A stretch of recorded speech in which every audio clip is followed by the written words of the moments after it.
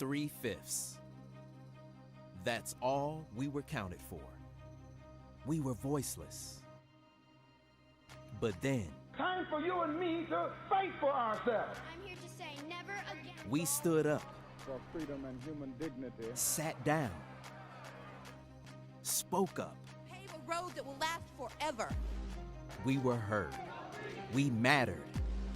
We were counted. As the Air Force We were counted on. And proved to the world we should never be counted out. We are stronger than we have ever been before. But we are not done. Which is why we need to be counted in the 2020 census. So get up, stand up, rise up, turn up, show up. Make it count to harness more money and power back into our community. Make it count for more money for education, healthcare, roads, and disaster relief. Make it count for our kids and the generations behind us. Raise your hand, raise your voice. Get counted and make sure your family and friends are too, because we're all counting on you.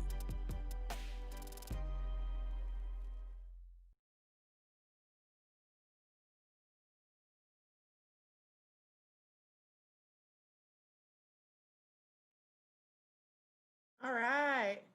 Thank you so much for joining us tonight. My name is Nicole Rogers, and I am the co-chair of the African American Complete Count Committee, and I am so excited to be here with these amazing youth tonight. We have a lot to go to, so I just want to get straight into the program. First thing we're going to do is we are going to review our response rates, right? So response rates mean what is it that we are doing and how our response is going, right? So let's look at our response rates. I am super excited because New Mexico has now turned the state to blue.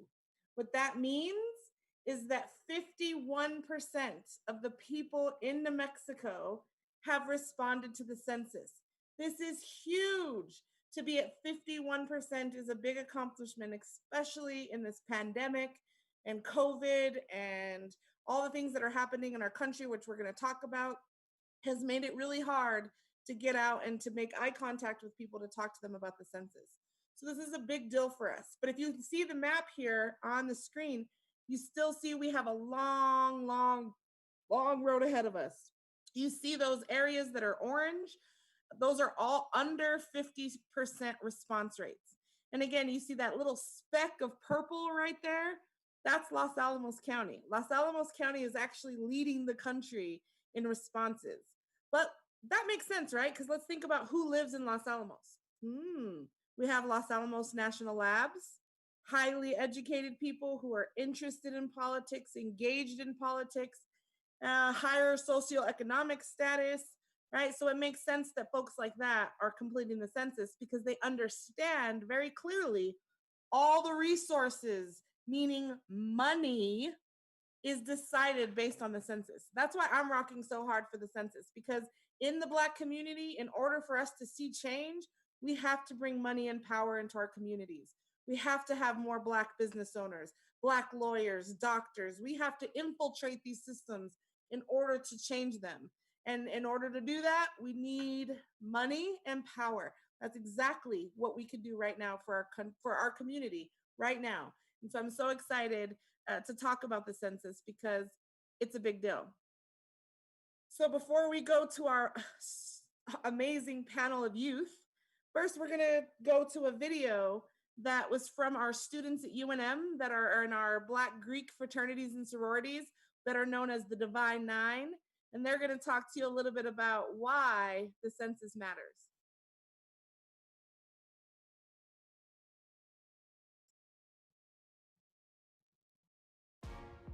As members of the Black community, it is absolutely critical that we are filling out the census. The census will determine how resources are allocated to the Black community for the next 10 years. As a reminder, if you live with American campus communities this semester, prior to COVID-19, you do not need to fill out the census. However, if you do not live with American campus communities, please make sure you fill out the census. Our community can no longer be considered statistically insignificant. Please do your part and complete the 2020 census.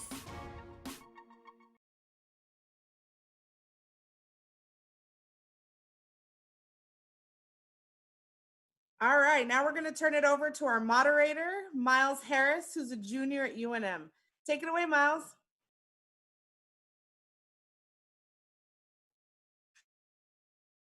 Hey, from Santa Ana, California. I'm majoring in business as well as animation right now. I'm involved as a vice president of Phi Beta Sigma Fraternity Incorporated, the Gamma Zeta Gamma chapter. I'm also a to African American Student Services, and also newly a AACCC senator for this upcoming fall. And before we get into it, I'd like to introduce all of the other panelists that I'll be moderating for. So first off, if Naija, if you could introduce yourself. Hello, everyone. My name is Naija Gonzalez. I'm a recent graduate of UNM. I have a Bachelor of Arts in Criminology and Political Science with a minor in Psychology. I am the previous chapter president for the Tau Phi chapter of Alpha Kappa Alpha Sorority Incorporated, the president and recharterer of the NAACP at UNM. I've also a member of the BSU, BSA, PMES, as well as a former ASU senator and the African American Student Service Award recipient, as well as the Laura Claib Award recipient for UNM.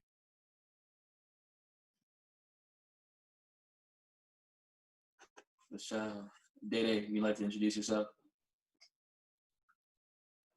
How y'all doing? I'm Davon Vigilant. I just recently graduated from UNM with an interpersonal communication degree. I'm the president of Kappa Alpha Psi Fraternity Incorporated, Royal Iota chapter. I'm the vice president of Black Student Union. I'm a recent ASU senator. I'm actually the secretary for NAACP. And I feel like and right now I'm starting a group that's focusing on social injustice and equality just within UNM athletics right now.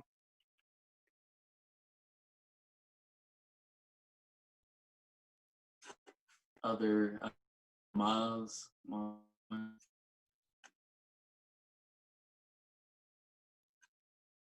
Hi, everybody. I'm Miles Blakemore. I am a current senior at the University of New Mexico, double majoring in public communications and Africana studies. I am a member of the Tau Sigma chapter of Alpha Phi Alpha Fraternity Incorporated. I'm a member of our Black Student Union, our Black Student Alliance, Brothers Leading and Cultivating Knowledge.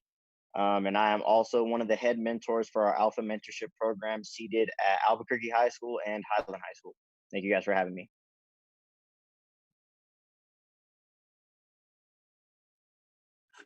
Makai. Hello, everyone. My name is Makai Majdi. I'm a freshman at University of New Mexico, currently working as a creative manager at New Mexico Black Leadership Council, as well as being a former BSU president at Albuquerque High.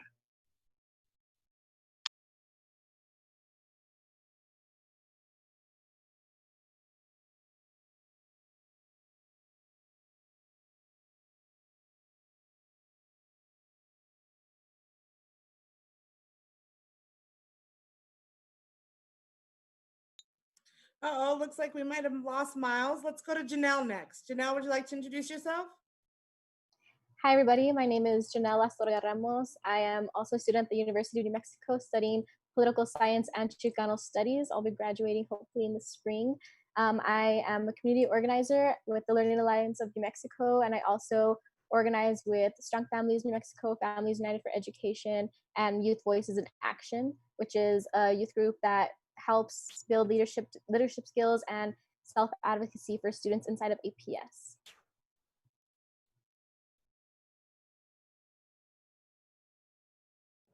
All right, next up, let's switch it up a bit. Let's go to Coltrane. Okay, hi everybody. My name is Coltrane Zaraiche. I'm not a UNM student, but I'm a recent graduate of the University of Illinois at Urbana-Champaign. On campus, I was a member of the Alpha Nu chapter of Delta Sigma Theta Sorority Incorporated. And I graduated bronze tablet, top 3% in my class. And I majored in media and cinema studies with a concentration in science, technology, and visualization. And I minored in Spanish. And my whole focus with my major is the focus on representation of Black women, particularly Black girls in film and television. So I'm really excited to talk about the census and the importance, because representation is something that I've based a lot of my research and studies on.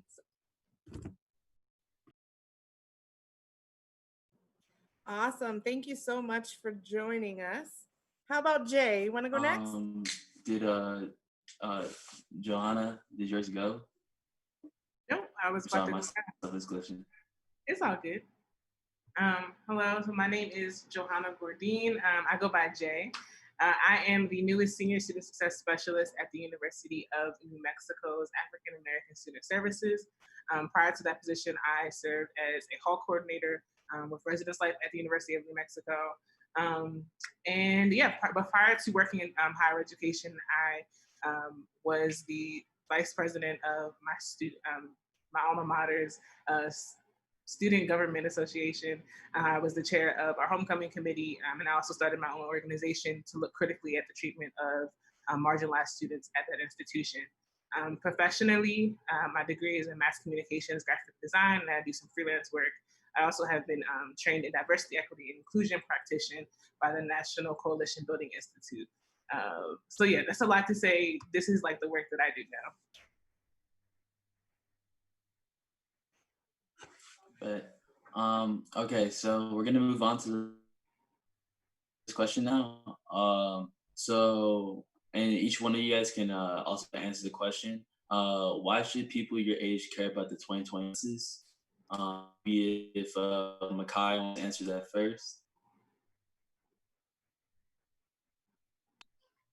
I believe that young people should answer the census just as we should, go out and vote. It seems like something that is unimportant and doesn't hold value, but ultimately, and if you have a bunch of people who have the idea that it does hold value, eventually numbers will show, and as a mass gathering, we can make a change, and we can be counted.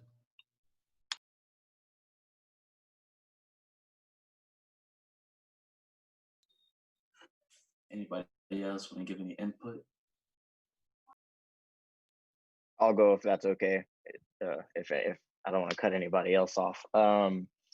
The 2020 census is important to people our age because we're kind of laying down the foundation for how we want our communities to look for the next 10 years. And for myself, I'm 22 years old, so 10 years from now, I can be a possible parent, or I can be a doctor, a lawyer.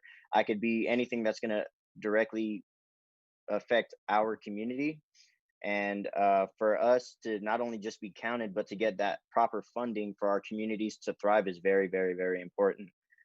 So if we can convince people our age to find not only voting, but filling out your census to be important, we can get those funds and numbers calculated for our various communities, especially in places like New Mexico, to where our African American population is seemingly low. And if we can get all of our numbers accounted for, then we can all thrive in the communities that we live in.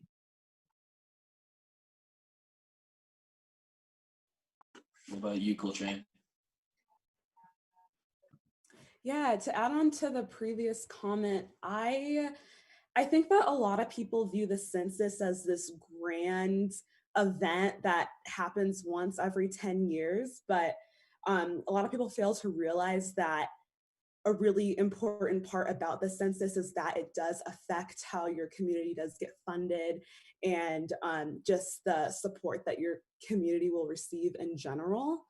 And it's really important that we are represented in the government when it comes to not only funding, but just plans for everything. So I think that the communal aspect is something that needs to be emphasized more.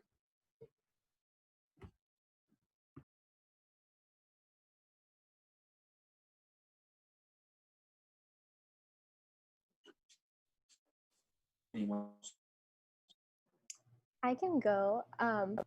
Something also that's super important is that this helps determine how many seats each state gets in the House of Representatives. So when we're not being counted, we're not getting enough representatives in the House. So aside from funding, like the other two have talked about, that's super, super important when it comes to representation, what, policies are getting put in place, how the nation is gonna see our state and what comes out of it. So I think that's really important. Something else that Miles had brought up too was that it helps determine where funding goes.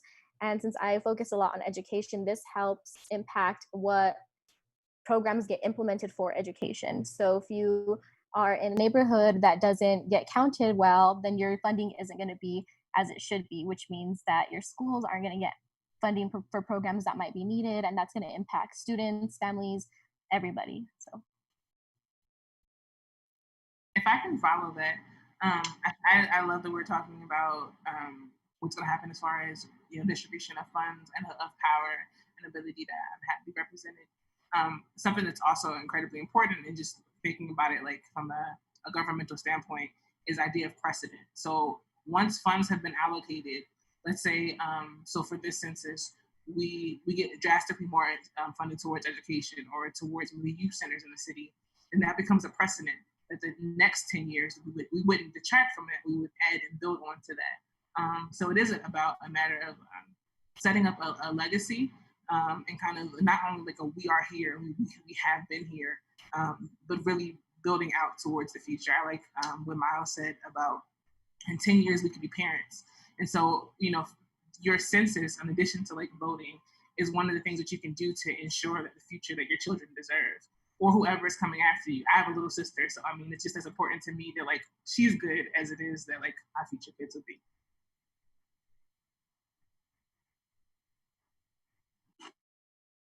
Most definitely. If you guys have other commentary you guys want to give, we can move on to the next question. Is that cool? Can I add one more thing? Sorry. Bro. The census excuse me, I'm tripping. Sorry. The census also determines how many electoral college votes we get during election time. So that is super, super important if we want our state's voice to be heard during election time, because I believe right now New Mexico only has 5 electoral college votes compared to bigger states with obviously a bigger population. Our 5 electoral college votes can definitely be overshadowed very quickly. So if our community and our citizens fill out the census, we can possibly change the outcome of a political race. So that's very, very, very important. And if I can just follow up with what Miles said, I think he did a great job with the words of setting the foundation, not only for us, but for the people to come after us. The census not only affects us with opportunities, the number of votes received in the electoral college, the finances, but the opportunities that are for around us and our areas of our local communities and for people that look like us. So it is extremely important that we're figuring this out, especially now in a time where we are going through a pandemic. People that look like me are being murdered every day. So it's extremely important that we are putting our foot in the door by filling out the census and letting people know that our voices will be heard not only through the census, but through the polls as well.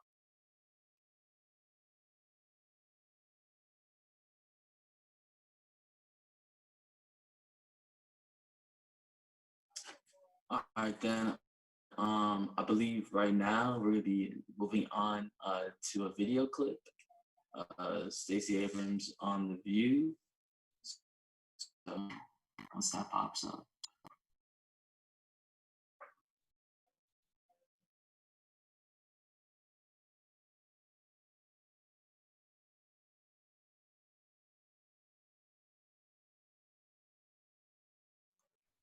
Thank you for bearing with us while we get the video up. And I just have to say, I'm over here texting people from UNM like Brandy Stone. That is getting buried by all of the noise in Washington right now.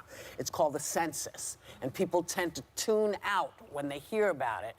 But Stacey Abrams, please explain why it is imperative that people pay attention to this. Thank you. So when I did not become governor, I went through the stages of grief very quickly. I added a new stage called plotting. And Good stage. I started figuring out, so if I wasn't going to have that job, what work could I do? And the two issues that were top of mind for me, one is fighting voter suppression, because, you know, it was kind of top of mind. But the second was the census, because the census undergirds almost every political and civic decision we make. It allocates $1.5 trillion every year, based solely on the numbers collected this year. The issue is that for the first time in recent memory, we have an administration that has tried to underfund the census.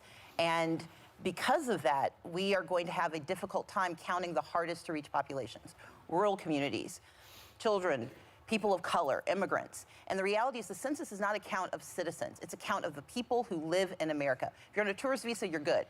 Everyone else gets counted.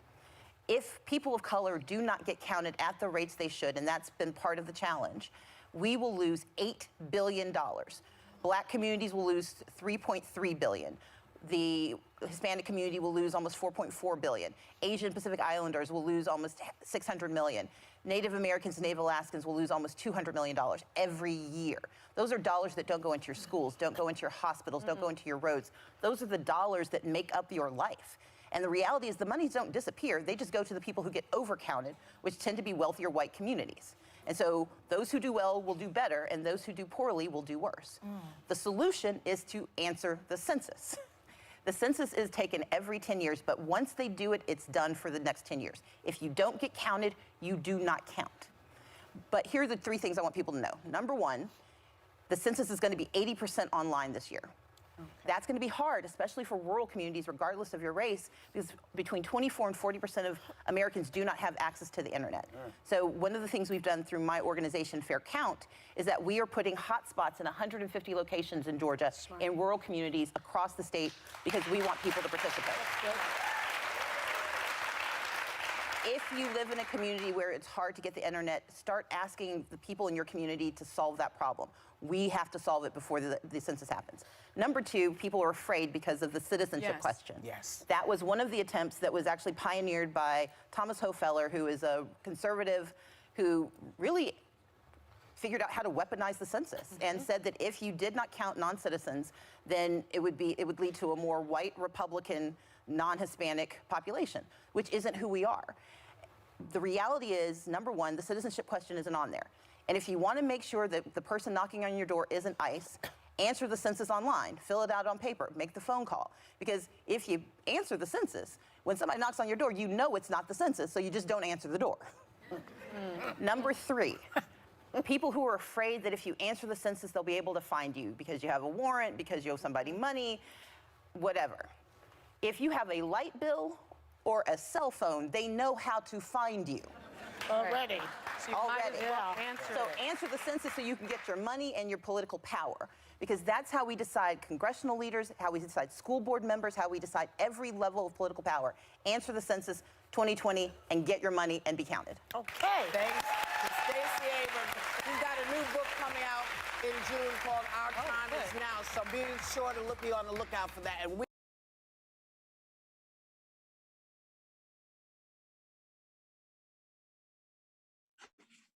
All right, yeah, so that brings us to our second question.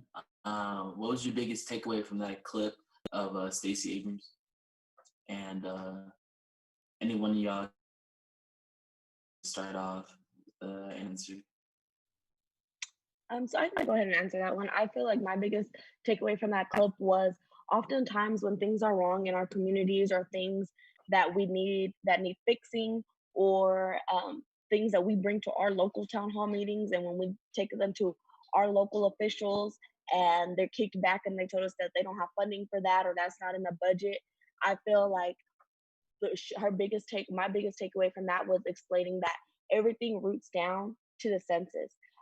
If you want to change, when you go and say that, hey, we don't have street lights on this side of town, and we need streetlights and your local officials tell you they can't afford it, now is your time to change that, because if we, by us being counted in the census and taking the time to fill that out, that creates the area for opportunity for us, our voice, to be shown in this area. So when the budget is created, we know, hey, there's this amount of X amount of people here in this area, and they've been requesting stoplights. And so that way it makes it less likely for us to be turned around when we go and say, hey, we need these things done in our community, and they tell us it's not in budget.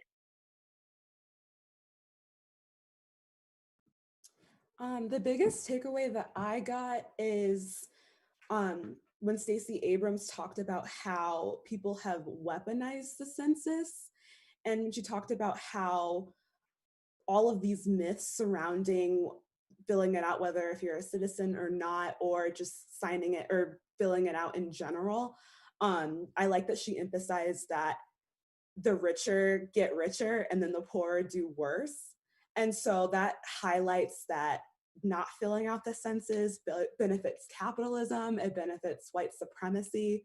And because it's done once every 10 years, like the information that we have right now is the most inaccurate that it's ever been, because it's the last time information was collected was done 10 years ago.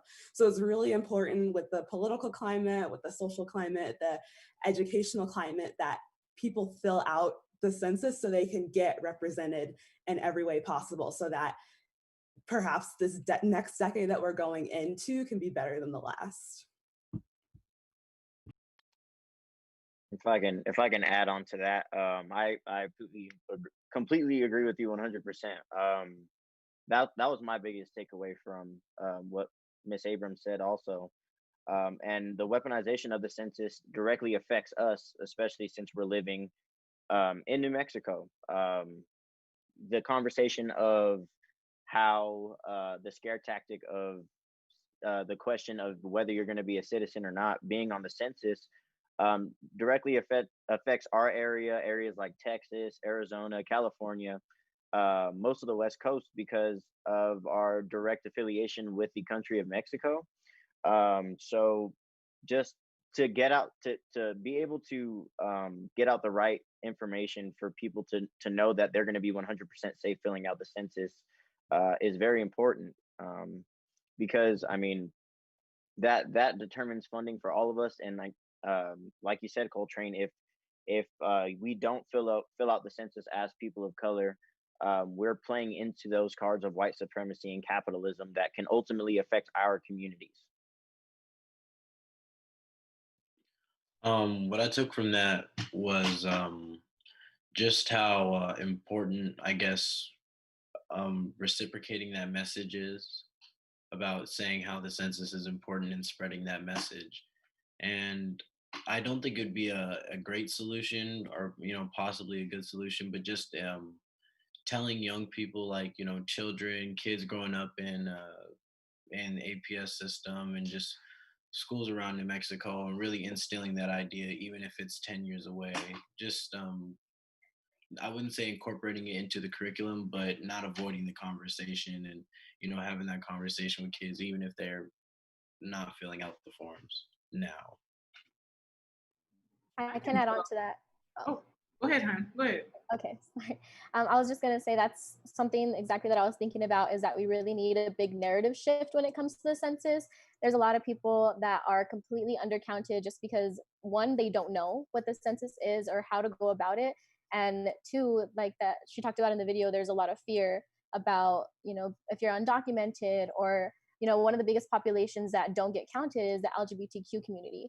So making sure that as we're working with this, and even 10 years from now, as we're preparing for the next census, really having that conversation with anybody and educating them on what it means to actually fill out the census. How do you do it? How do we just really take away that fear when it comes to government agencies in general? Because we know that a lot of these things are historically racist and, are meant to work against us. So if we have that narrative shift and we really work towards educating our community and our people, then I think that would be the best way to make sure that we are all counted. I wanted to add on to the comment that was made before about educating young folk or younger folk, people that aren't necessarily old enough to even fill out the census. I think that when we teach about like how our democracy works and how our government works, we kind of press on how important it is to vote, and which is 100% true. Lots of polls. But there are other forms and ways that we engage in like our democracy that we don't really talk about. And this is one of the ones that is kind of easy to explain to someone that isn't always participating in the political system. Is that like, hey, in order for these votes to matter, in order for how local government is being able to be funded, in order for all the things that you interact with on a daily basis that are built off of that idea of community, this is a foundational step in that. This is a really important chunk. And then from there, I mean, having conversations about young people about what they would want to see, because at the end of the day, we as adults, we are as people that are participating in these political systems, we have the ability of not only speaking up for ourselves, but speaking up for the people that are alongside of us. I said before, like people to come before us, but there are people who are just a couple steps behind us that also need to be heard, and it's our duty to look out for them as well.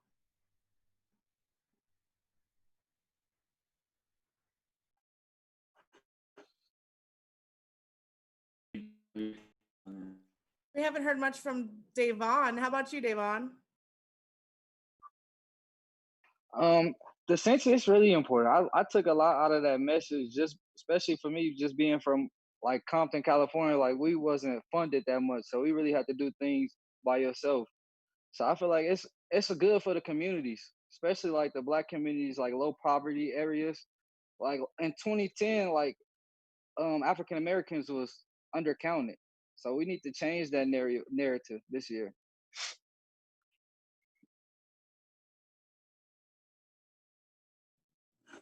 Most definitely. And if there's any other like commentary that you guys want to give, it's really cool. If not, we can move into the next. Please, things about country and civil unrest over your host.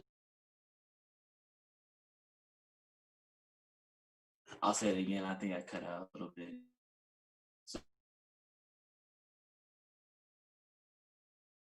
Could you put the question in the chat?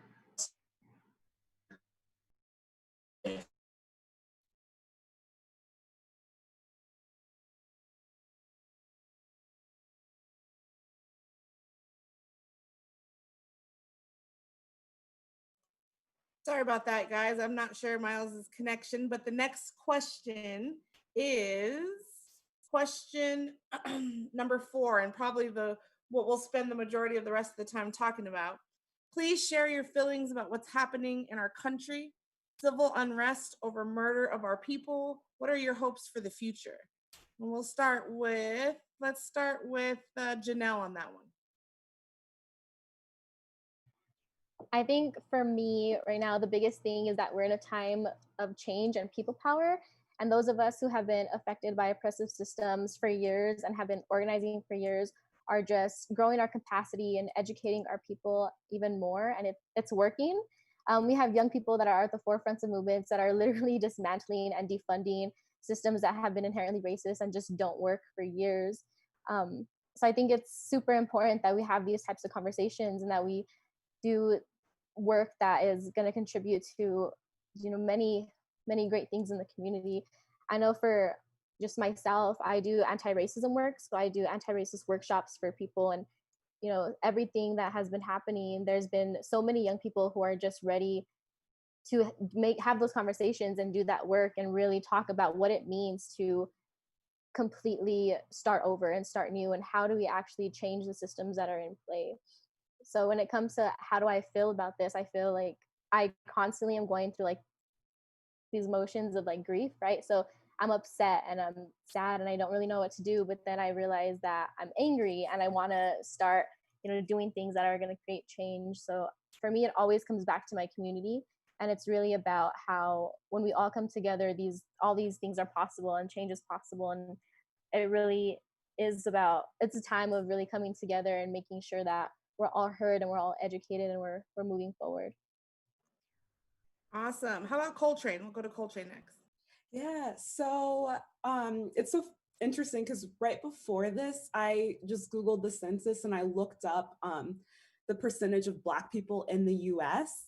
And as I mentioned earlier, it's the most inaccurate that it's been within the last decade. But as of right now, the census states that Black people make up 13.4% of the population in the US. And that's not a lot. So that statistics makes me think about how I personally thought that the percentage was a lot higher. That could just be because Black culture is popular culture and we're just in the media, our presence is so known and there's just an abundance of us everywhere. But that also emphasizes why allyship is needed. So to piggyback off of what Janelle was saying, education, sharing resources are really important. A couple of friends of mine who are in the same media field as me, we've been creating these curated social media educational resources on different movies and TV shows, YouTube channels that people can go to educate themselves. Because a lot of people want to help, want to be allies, but don't know where to start.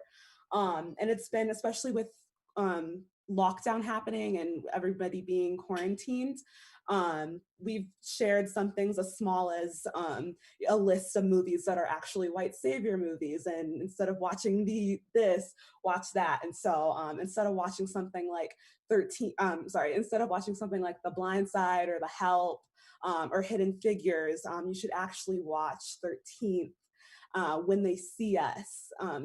Stories that are from Black writers, Black producers, Black directors that actually highlight issues that directly affect us. So that's what I see, not just within me and some of my peers, but I see that just within my generation in general with sharing resources. And I think it's a really great way to make use of the internet, social media, and also just having a lot of people having a lot more free time during this time to learn about something new. I kind of believe that that currently we're in a kind of a Cinderella moment, or I would also kind of say a crossroads, just because we can turn this moment into a movement, and it was kind of perfect timing. As much as we don't want to have COVID, I guess the upside is that you have less people working, so you have more people putting energy into this movement, and it just makes it even more powerful, just having the numbers, because that's kind of the biggest thing is having our numbers. And even the 13% statistic seems so off for some reason, but even if we're at 13%, you see how much influence us as a people can make, and how much push us as a people can make. And it must also include people of other races. It can't just be ourselves.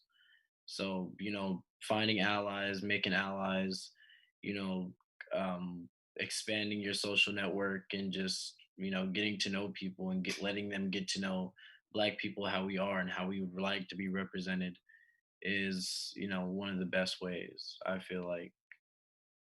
Yeah, and I just wanted to add, you're absolutely right. It's not correct, that 13%. There's actually people that are trying to figure out exactly what the undercount was, and it's between 800,000 and 1.5 million missing African Americans from the 2010 census. And when we delve into why that is, we looked at prisons. There's a lot of motivation to not count prisoners, or where do they count? If they're in prison in another state, do they count in their home state? No, they count in the state that they're in, that they live in, and they're housed in prisons. So there's that. You're absolutely right, Makai, that's not right. And that's why it's so important for us to educate everybody in our communities, especially people of color, because we definitely have a big undercount. So you're absolutely right. Let's go to Janelle. I think I saw your hand up, and then we're going to go to Jay. Oh no, I was just reacting. There's like a little react to like clap at what he was saying. Okay, all right. Let's go to Jay then. So I love what you said, Makai, in regards to in regards to the fact that, first of all, the 13% is inaccurate, right? But then if we look at that statistically, is that okay, if Black people make up 13% of the population, that means that 87% of Americans are non-Black, right? By assumption. Then why is the work in righting the wrongs that have been done to the Black community put on the 13%? It makes absolutely no sense that the minority that is being marginalized and oppressed by these systems would have to be the ones at the forefront of advocating for ourselves with our small numbers. When we don't make up, we are statistically insignificant, as the state of New Mexico would say. So I like we were saying about allyship, but I think also is that specifically with everything that's going on right now with the civil unrest, is that we have to maintain like that 13% needs to be 13% of people that are well and whole. If there is only 13% of us, right, well then we need to be the best that we can be, and we also need to hold other folks accountable to making sure that we get everything that we need and deserve. My thought is that okay, if Black people are the 13% in this country, right, why is it so difficult to take care of such a small percentage and make sure that we're well served? If we are statistically insignificant, then we should be taken care of top tier because everyone else benefits from us. Something that you said as well is that we are the popular culture. My degree is in mass communications, so I just, on a slight tangent, America's largest export is culture. Whose culture does America most export or exploit? Ours. So we are 13%, we are a marginal community, but we have a ginormous impact on the rest of the country. Look at right now, we are holding the country hostage to talk about Black history, Black heritage, and Black uplift. So I personally think that in addition to the fact that the statistics, in addition to the fact that the census has impact as far as the governmental structures, I mean, I'm like a person who likes to see ones and zeros and like logic it out. It also, for me, is like a moral foundation, is that like, okay, my 13% exists because of the even smaller percentage that came before me. And so I'm not just doing right by going and participating in the census. I'm doing right by the people who literally made so many sacrifices so that I could even be a part of a percentage as large as 13%. And that's what I got. Yeah, that's deep. That's deep. I love it. Davon, do you have anything to add there? I mean, I don't know how I could go after that. That was good. But I mean, right now I feel like it's just time to educate just not only ourselves, but our peers. Like it takes things like having conversations like these. That's what we need more of, like just educating people on census. Because to be honest, I never knew about the census before because I wasn't really educated on it until I met like my peers and they told me more things about it. So it's just taking initiatives, like just teaching other people. Like I'm trying to just teach really our whole athletic department. That's how I'm trying to start the group that just focuses on social injustice and how we know you could treat us better. Give to us more, like, because right now you feel like you're just using us just to get your paycheck. So I just feel like it takes things like this, really. Yeah, I appreciate that. How about you, Naija? And I'll piggyback off of what he said. It starts with an initiative, and sort of like how Jay was saying, we're included in the 13%, and our ancestors were less than that 13%. And it's extremely sad and disheartening when we go back and we had to take the initial initiative to learn about our history. It's not giving to us. It's not put in anywhere. We're not taught it in school. We had to take that initiative. So something around us had to spark that initiative. That means as young individuals, we often grow up as people of color and look at our areas and the opportunities around us and our resources and say something as a child that we are recognizing and saying something is different than other people who don't look like me. So I think that within itself creates an issue of what we're dealing with today. The fact that we're seeing lynches happening, police brutality, and all the things that we discussed, that we sat there and read about that happened 300 years ago, 200 years ago.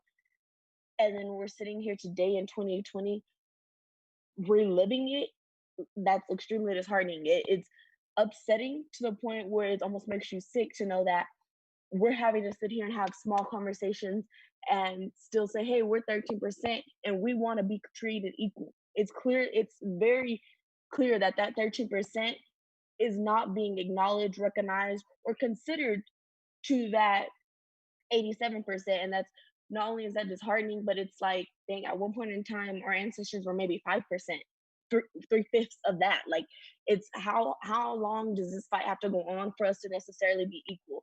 Not only like it's hard, and it's hard. I feel like we right now are put in a position, especially young people, where it's like, okay, we know this is wrong, and we know what our ancestors did, and we know we need to change it, but it's like we're 13% and we're on that front line. And these 13%, when do we get a chance to be tired and be like, hey, I'm tired of being on that front line?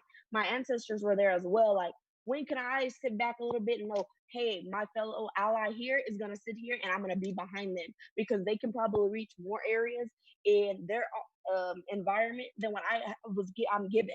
I feel like it's extremely important to know that our allies um, are fundamental in this, because sometimes it is, as sad as it is, there's areas that we're not even allowed in to have this conversation with. So that's the point where we do need our allies to step in and be like, hey, you don't have this opportunity in this area, but I do. And let me tell you, for someone that doesn't look like you, I'm even recognizing that this is how they're being treated. Yeah, that's amazing. I can feel it all the way over here. All right, who's next? Who wants to talk next about basically what's going on right now? What do you want to get out of your chest? Miles Blakemore? Yeah, I'll go. So in terms of my feelings have been mixed. I've been disappointed, I've been sad, I've been angry, but also I've been hopeful in terms of how the African American community itself is addressing the problems within the United States. I mean, and to piggyback off of what Dede said, education, I believe, is the best avenue for us to make our biggest impact. And with the census, you know, if we can get our numbers correct, and we can start funding these educational programs to start teaching our history to not only ourselves but to our allies, like you guys are talking about, that can make a significant difference. If you start infiltrating the youth at a young age and teaching them what is actually historically accurate instead of some of the stuff that we're actually learning in public school, especially here in the state of New Mexico, we can make a huge difference in terms of how we're going to treat one another whenever our children become our age and whenever their children become our age and different things like that. So for myself, like I said, I've been having pretty mixed emotions about the whole situation. But seeing our social media impact in terms of educating people who aren't really educated on African American issues in the United States is amazing. I think right now our social media presence has been the most educational source that we have for students and non-students, people who are in higher education and people who are working 9-to-5 jobs. Even older citizens, people who are in their 50s, 60s, 70s are starting to get acclimated with our history and the historical facts about what's actually been going on in this country since 1619. So I'm hopeful in that, but also you know, I'm disappointed with the way that some of the structures that are built to protect us aren't, and that needs to be changed immediately in order for us to thrive as a country. And hopefully we keep fighting, and we got to keep pushing on. We as a community got to keep educating ourselves and our peers to make sure that we can keep this message circulating, and to make sure that people know what's actually going on. Yeah, that's really great. And I kind of, you know, and I struggle with that myself a little bit about this, you know, the systems that are built to protect us. If we really look at the history, they were actually not built to protect us. They were built specifically to put us back into indentured servitude, right? And so when people say the police are here to protect and serve us, they actually weren't.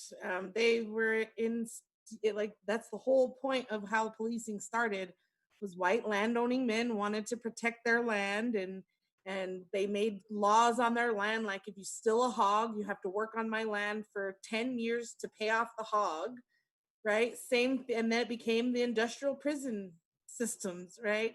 So I feel like it goes to your point about education. We don't get taught that in school.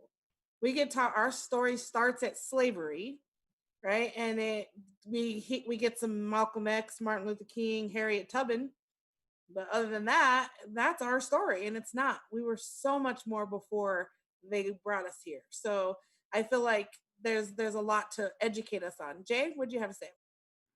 Well, I just love that because I was thinking like so much of like some of our American Pan-African ideas, right, about like where we come from is that like we are kings and queens. And I do think in our own right, we are majestic. But I will say that like the same way that regular people make an impact, so have regular people made an impact before. And like this is something, and going back to the idea of just the census again, is that this is something that every regular person can do to make a radical change. And we don't get opportunities as easy as this is very often. To quote Audre Lorde, the master's tools cannot be used to dismantle the master's house. The caveat is when we are at the helm of them. So yeah, like, okay, we have these institutions that are built to oppress us, that are built to literally hold us back, that are built to protect white supremacy, right?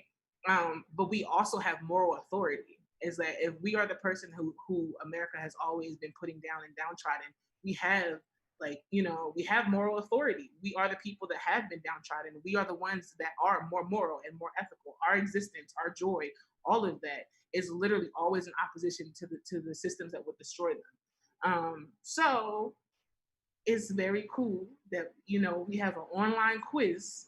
You know what I'm saying? If you can BuzzFeed, if you can read your horoscope, if you can, you know what I'm saying? It's a lot of, if you can get on YouTube, you can do your census.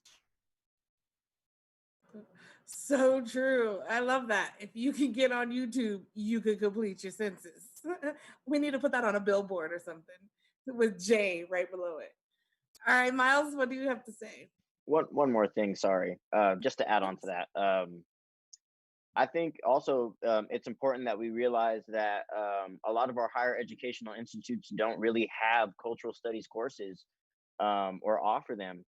And not only that, even if you have a small African American population on your campus, there's really not a safe space for your students to go to and really feel like a traditional student on a university.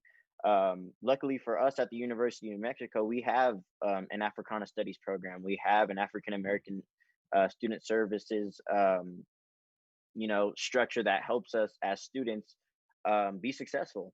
But I know throughout other parts of New Mexico, there's not institutions or structures set to help people of color succeed in these higher educational institutes. I know like Cal Berkeley, I visited the University of Cal Berkeley, which is a very prestigious school. And they just implemented their own student built African American student structure that the students can go and study in and feel like a traditional student at. So we need to realize the importance in higher education whenever it comes for our Black students, because trust me, if high school students know how important and how needed they are on all college universities, they will not only strive to do better in high school and to apply for scholarships and to take their ACT and SATs. They're going to want to go out to all these different schools and get acclimated with those communities and make a difference. So for myself, I think that we as a community, especially if you're ranging from the ages of 17 up, we need to realize how important these higher educational institutions are for our being, because that's where our leaders are made. That's where that's where we can get the tools to hand out the tools, essentially, if that makes sense. So boom. No, I'm just kidding. But yeah, there's that. I love it. All right, so let's see. Let's go to Makai. We're gonna end this segment. We're gonna go to after Makai. We're gonna go to a video just to break up a little bit of the talking, and then we'll come back and we'll end on a positive note on what our hopes are for the future. So we'll go ahead and go. Makai, did you want to end? Do you have any ending comments, or do you want to? I really don't have much. I do believe that, if the census is kind of brought up more just in, normal conversation and kind of making it I wouldn't say a talking point, but familiarize people with it, it'll make it seem, so easy, because it is easy to fill out the census. Definitely. I'm glad you brought that up, because you're absolutely right. It takes 10 minutes to complete it really quickly. And I just have to give a shout out to people like me that are mixed. Please check Black if you're in New Mexico and you are mixed like me, because it's important. I love my Hispanic side of my family, but here in New Mexico, there's plenty of resources for us. There's not for the Black side. And I understand that I want my money that for the next 10 years, my cut of the $800 billion that's up for grabs, to go to the Black community. So with that, we're going to switch over to a video about shaping our future, because I love what you guys said. You all are our future. And I am so hopeful for it now after meeting y'all. I'm telling you.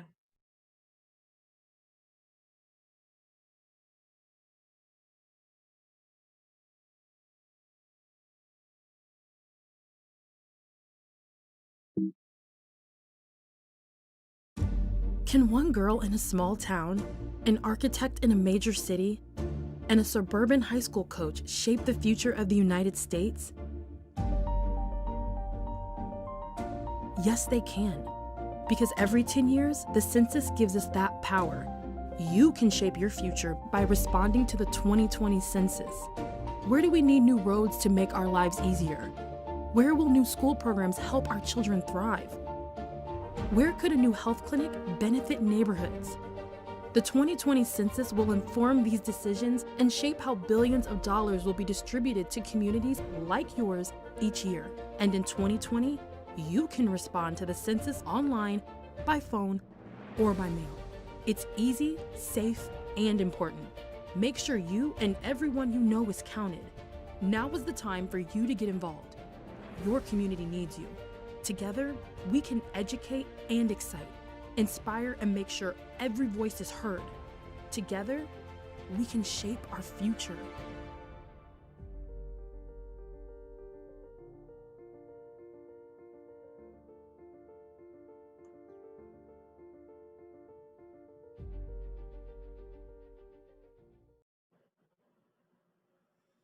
All right. So again, if you haven't completed your census, just please click or after the show. No, do it now. Do it now. Go over to 2020census.gov and complete your census today. We need you to stand up for us and complete the census. All right, so let's go to what our hopes are for the future. And I'm going to go to Miles Harris, because I think he's back on. And what do you think? What do you want to say about our hopes for the future?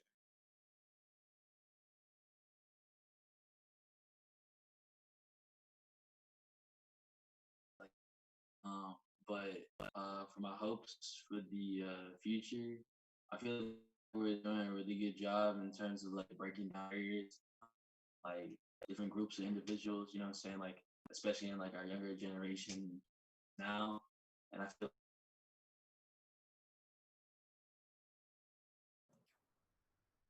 there needs to be more of an education. However, like everybody having a phone to their hands, like everybody's like educating themselves like quicker. So yeah, that's my hopes. All right. How about you, Davon? What are your hopes for the future? My hopes is just to have more conversations like this, just to educate our people more. That's really my hopes, just to build our own communities, give back to where we came from. And with like conversations like this and like young leaders like we are right now, like it's really hopeful. All this is possible. Yeah, I love that. How about you, Janelle? What's your hopes for the future? I think just going off of what David said is that, building more relationships like this and making sure that we have these conversations is really, really a great start. And I mentioned before, it's always young people that are leading movements like this, and just like staying behind that and making sure that we continue to grow, we continue to build our base, and just really have that allyship to continue to change things is really amazing. I also did want to say before we end is that another reason why the census is so important is because as people of color, we are contributing to the economy so much. We build our businesses here. We have, all of our communities that we're in, we always are sharing our resources. So why not do your census so that we can finally get the funding we need in order to help continue building those businesses and continue building that economy that we need to thrive. So thank you all, because I appreciated meeting all of you today. Awesome. How about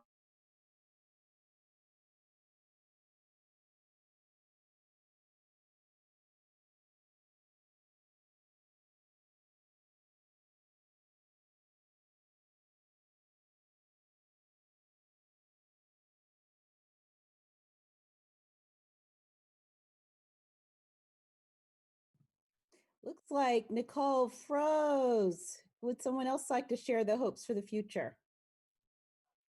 Miles. I'll go if that's okay. But my hopes for the future is for like kind of like how I said earlier, it's for us to dive into these conversations, not only with ourselves but with our community surrounding us, and become comfortable having these conversations, because they can be uncomfortable. Trust me, I know 100%. But being willing to listen and see not only through your lens but through somebody else's lens, about not only our struggle but the struggles of all people of color surrounding us, and whether that's um, you identifying as a person of color who is straight, or a person of color who is identifying in the LGBTQ plus community. Um, we have to be comfortable having these conversations and educating each other on our struggles, so we can become a better, not only just a United States of America, but a united people of America, and that'll make us better, So thank you guys for having me. I appreciate it, and all power to all people. awesome? Jay, did you want to go next? What your hopes? Oh yeah, I was giving snaps to Miles. I vibe with that. No, my hopes is just that everybody gets theirs. I mean, that's my biggest thing. Is just that like there are. I mean, yes, absolutely. Being a part of the Black community, there's so much that is cool to us. There's so much that we are more than deserving of. Being at the intersect of a couple other communities and identities as well. It's just that like there's so much learning that we need to do. And I think that if we use like the results of the census not only as like, okay, a grounding point for like our governmental structures and features, but like almost as like a report card for ourselves. Okay, if the census says there are like 4% trans people, maybe we should look into like understanding more. And I'm not saying that there's any number that makes it so that you need to look at that community more or less. But if the government is saying these are all the different identifiers that we are looking at our population at, maybe we should think like critically about how we are conscious of that community or those communities as well. So that's my hope. I love it. Naisha? And I just want to piggyback off of a little bit of what everyone's already said. So initially, my hope for the future is that we become comfortable just sparking the initiative. And I say that not only to mean sparking the initiative when it is discussing conversations like this that should not be deemed as political or uncomfortable for others. I say that we should, as us, our ancestors have started it by sparking the initiative and doing the things that they have so that we have the opportunities and possibilities that we have today. But I say that we need to continue to spark that initiative and become comfortable with doing that, so that way our children and our future grandchildren are doing that the same.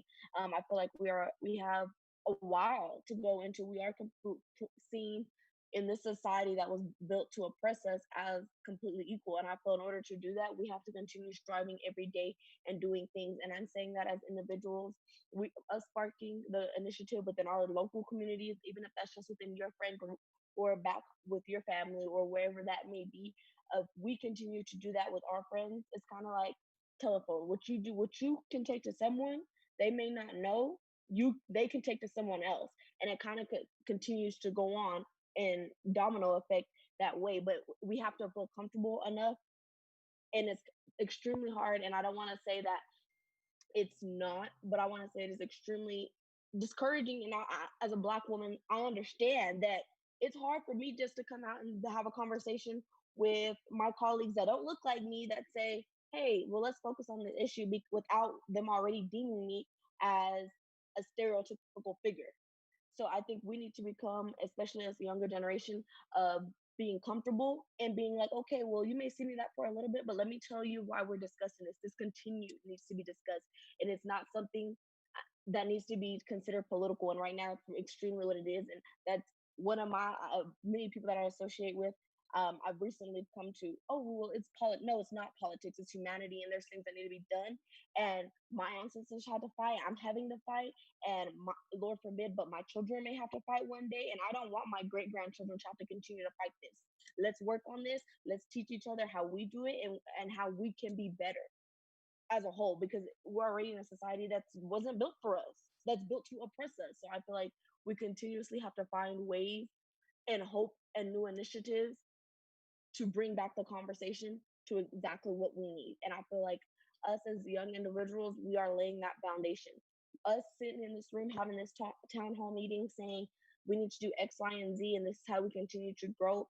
Yes, but that also does not just take for social media. Like, yes, it's cool when we post this or we do this, and it's notifying your viewers or your followers on how you feel, but there's an extra step. There's an extra mile. Not only is that like or that share to say, hey, this is important, but are you doing that in your everyday life? And sometimes I feel like that kind of interprets us as individuals as like, oh, I'm confronting a bias that I may have, or I'm confronting something that makes me uncomfortable because I didn't know that this offended me or that this doesn't offend me. Well, now is the time you have to check yourself before you can educate other people. And I feel like right now is the time where everyone is sitting during a pandemic, constantly on social media, constantly finding out things that they have may not have heard before, or seeing things that they didn't know were going on that have been going on for years. And I feel it's important for us to become comfortable sparking that initiative to saying, hey, how can I do my part daily so that I know I'm doing something to better this society that we live in every day. Yeah, that's powerful. And it made me think, since we have more time, think about, like, from y'all's perspective, like, what are the action steps? I mean, because I think census, we're here and that's number one as far as things we can do right now. Someone else mentioned voting, right? Voting in November is just as important as the census. But what other things, like, what would you want to ask? If you could wave a magic wand and change something today, what would that one thing be? And we'll start with Davon. Really just us standing up more for just our whole community. That'd be the main thing I think I could change. Just us standing up. Like, that's what we need. Like, these conversations is very important to our community, and it's good that, like, us young people are really understanding that now rather than later, and that's truly a blessing. That's truly a blessing.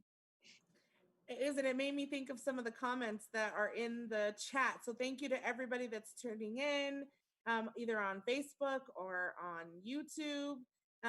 One comment was from, I believe it's Beatriz Valencia, saying youth is a powerful voice for change. I'm so happy to see young men and women helping to promote the importance of the census in our communities. Thumbs up. Another one says voices of wisdom. These young people are old in knowledge. I especially like hearing them talk about the change that can be made by voting. And then we have Joseph Cotton, who's the president of the state NAACP chapter all the way down, I believe he's in Clovis, I think, or Hobbs. This is really awesome. Thanks, young adults. So proud of your knowledge about the census and the impact it has on communities. So everybody, people are thoroughly impressed with what you guys are saying, and that's why I wanted to pick your brains a little bit more. And what would you change? Let's go with Janelle. What would you change if you could wave a magic wand?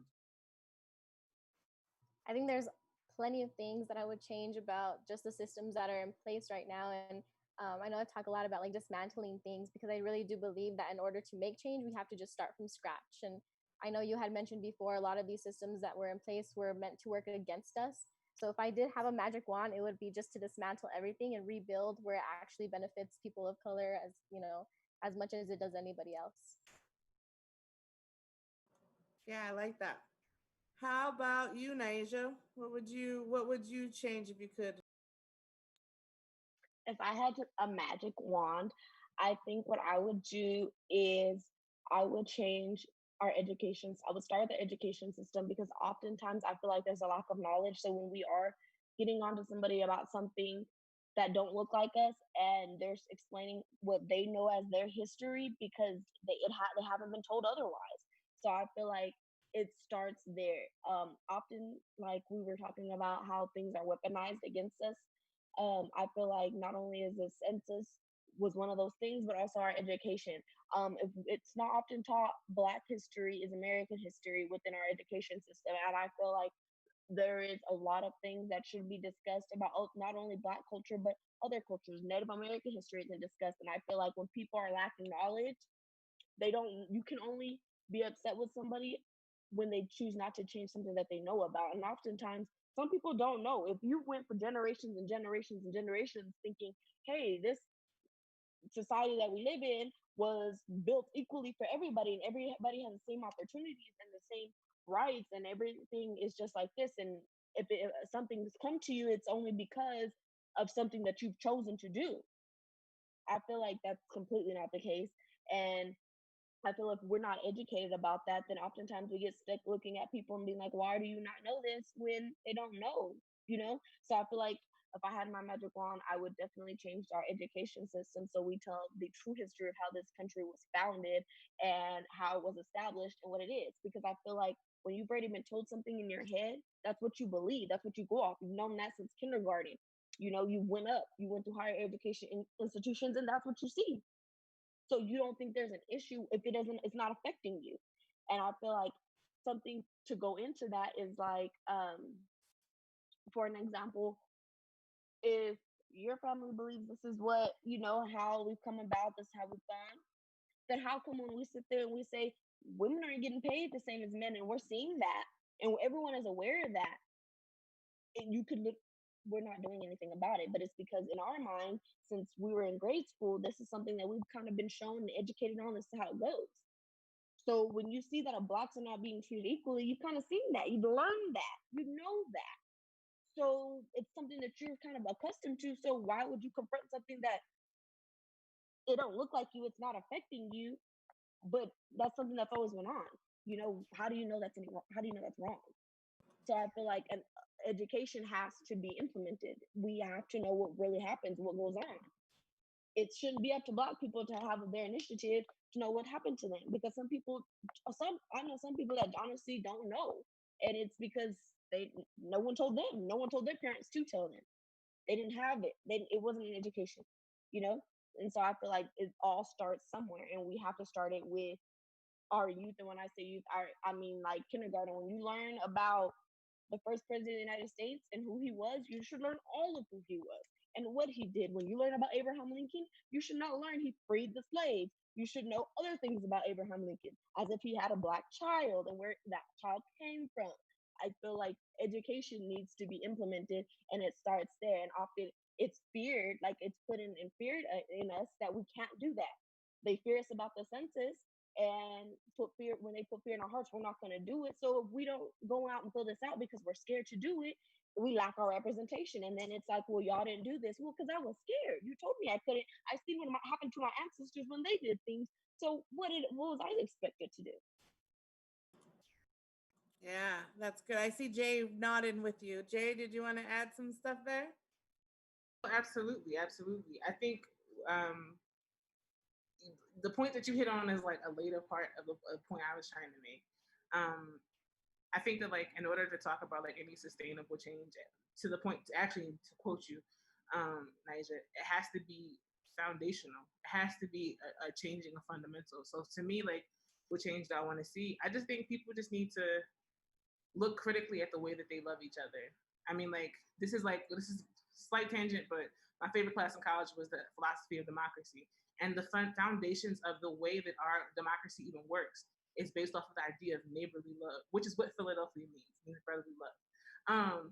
But it's literally off the idea that like I'm engaging and interacting with my neighbors and with my local community, and I want what's best for me and the folks next to me and the folks before me and the folks after me. I want the best for everybody. So like, I think with that, I think we also have to understand that like when we're talking about like what the sense of normalcy is in this country, our understanding of normalcy is violent. I don't think people outside of the Black community understand how much grace is required to be a Black person in this country. My mother is a first lady, my stepfather's a pastor, and so what we learned is that grace is undeserved favor. Undeserved favor. Black people are incredibly gracious. And I think that like it's time to kind of withdraw some of that. I'm allowed to be frustrated and angry and mad and still interact with you with love and compassion, but I'm hot. I'm heated, and I'm allowed to be heated, and I'm allowed to be real and honest in that. And even in that is that when I even communicate, no matter how I explain how I'm feeling, I'm doing the other person a service. Is that I'm explaining to you something that, like you said, Niger, that you unfortunately have not been taught. And so I think kind of going back to that is, like I said, looking critically at how we show each other love, because like to me, it's just crazy the idea that like there are debates about beefing up educational support. There are debates about ending homelessness and world hunger. And I mean, and there are systems to go ahead and ensure that we have the power to do those things. But the fact that we have to use our institutions to do them, to me, is fundamentally incorrect. That I have to sit here and logistically give you the numbers of how many people like me live in this country in order for you to care about what's happening to us. It takes for you to have a Black friend for you to care about police brutality. Like, so yeah, I said all that to say it's all about love, and I'm working on practicing that with folks. So yeah, I love that. It made me think of so many things, especially when you said the foundation of education and what we've learned of this country. It is violent and traumatic. And it made me think of a clip I saw of a kid that was in Connecticut, a little Black boy. Someone's filming him playing basketball. Did y'all see this? Playing basketball, and he's shooting, and all of a sudden he sees a cop rolling down the street, and this little boy runs to hide. And as soon as the cop leaves, passes by, he gets back up like nothing and starts playing ball again. And to me, that was just, that baby learned that he had to hide from the police because of what he's learned. And that breaks my heart. So I agree that we need our allies to have a heart for us. Can I add one quote? Yes, please. My point, we were not taught race gently. And I think, to hate to quote J. Cole, but like, and to his point about, teach me kindly, teach me nicely, talk to me nice. I was not taught race nice.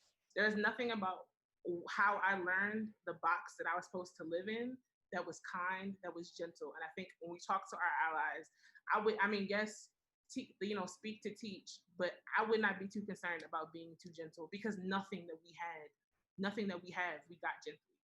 That's it. I'm sorry. No, I love that. And I think I saw a bunch of hands and nodding, and everybody's feeling that, because you're absolutely right. Absolutely right. Anybody else have anything to add about that? Please, Miles. Yeah. This Miles. Oh, go ahead, two dog. Miles. You got it. No, Miles Harris. Let's go to Miles Harris, and then we'll go to Miles Blakemore. Miles Harris, set it off. Switch my devices real quick. I was lagging. But no, I felt that with Jay and Naisha were both saying, like, honestly, like, I just like literally had a moment. I was thinking about like when I was little and my pops be at the table, and like he play this like ABC game with me, and like there'll be like different scenarios, and like he'd tell me like, if this happens, this is where you need to go cut right around Wright Street, and you know what I'm saying? Like, and he just like tell me like little inlets of where I could hide and stuff like that as a kid if I went to the park to go play ball with my homies. And it's just crazy, like thinking about like back then type, you know what I'm saying? Like all the activity that happened like around my neighborhood and stuff like that, and like having to like learn on like such a short notice, you know what I'm saying, growing up. So like I definitely feel that. And like one thing like I'm like really hopeful for is like everybody has like a cell phone nowadays, you know what I'm saying? Like especially with the younger generation, everybody has something in their hand, you know what I'm saying? So they receive like media quicker, you know what I'm saying? Like even though a lot of it's like, you know what I'm saying, like false media and stuff like that, they're able to like understand like the like all like the gruesomeness like that goes on throughout the world and stuff like that. So they're trying to like educate themselves more and stuff like that. But it sucks that like the foundation of like certain areas that we like certain people and stuff like that like still have like this fixed like hard-headed mindset and stuff like that. So like it kind of like pushes us back. But I do have hope that we can like break barriers with each other, you know what I'm saying, with like different individuals and stuff like that, and like work towards common goals and stuff like that. So yeah.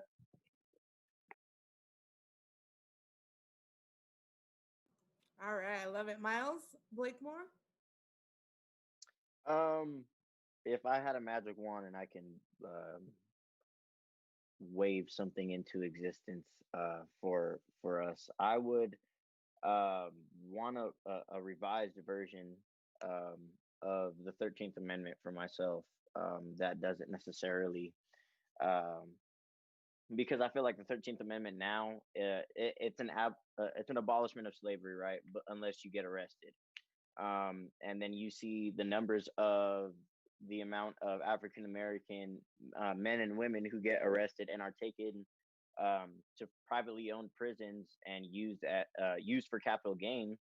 I would definitely want a revised version of that specific amendment. But I mean, there's a whole revised version of the United States Constitution. I think is needed now in 2020. Just so we can so we know how we operate, because this country that we're living in 2020 is totally different than the Constitution that was written and passed in 1776. And obviously, there's been revisions since then. But it seems like there's a lot of cracks that a lot of people tend to slide through whenever you're talking about justice in this country. And I feel like for the 13th Amendment to say, sure, you can be free until you get arrested and prosecuted of a crime, is just, it's not only is it contradictory, it's very contradictive, but it's morally wrong for you just to improve, for you to have this one specific demographic of people sent to prison and working essentially for free. I know prison pay rates are only like, they get paid, I don't know the exact numbers, but something from like $1 to $3 an hour. Like not realistic at all. Whenever it comes, like, what can you even $3 for 1 hour? Like, it literally doesn't make sense.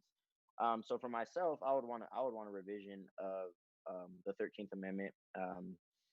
But like you guys have said, there's so many other things that you can wave into existence to make this country better, and that starts with us. So hopefully within our lifetime, a lot of the stuff that we're talking about, we're speaking it into existence right now. So hopefully a lot of it can come about, and we can get this country moving. I love that. All right, is there anybody else that wants to end the last question about I think everybody had a chance to go, but any last thoughts or anything that you're working on that you want the viewers to know about and support? Anything you want people to know about?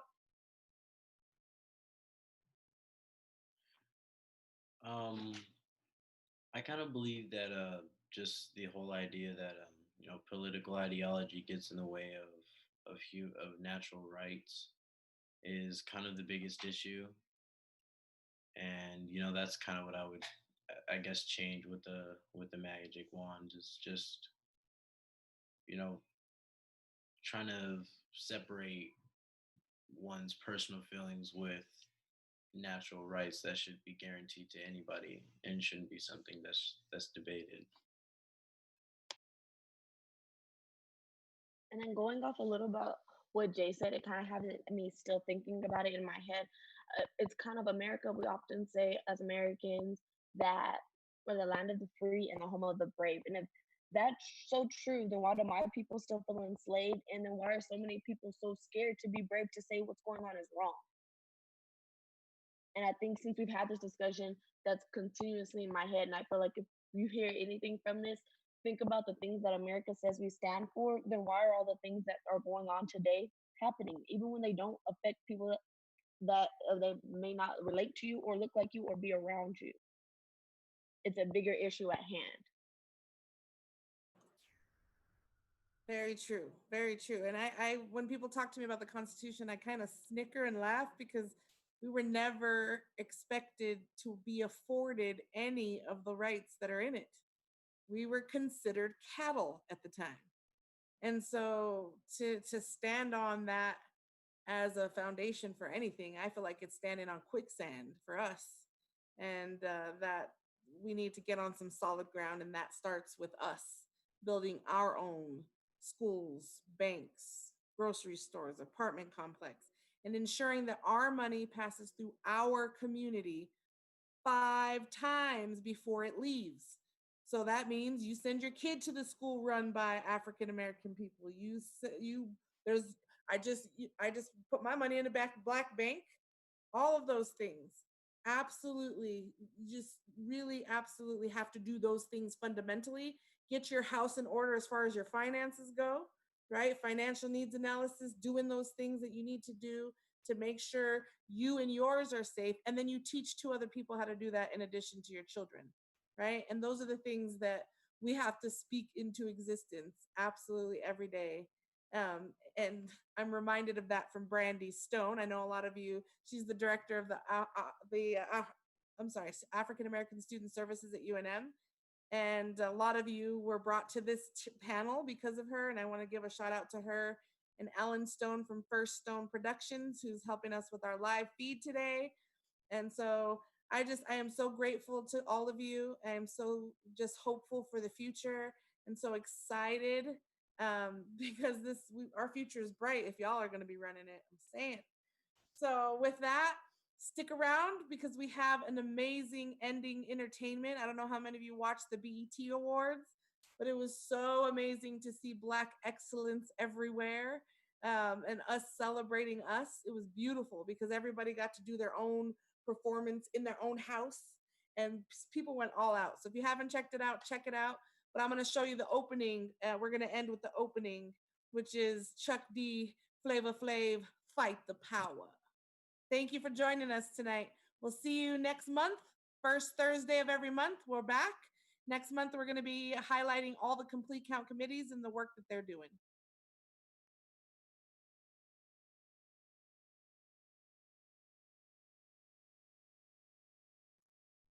Here's some information on where you can get counted.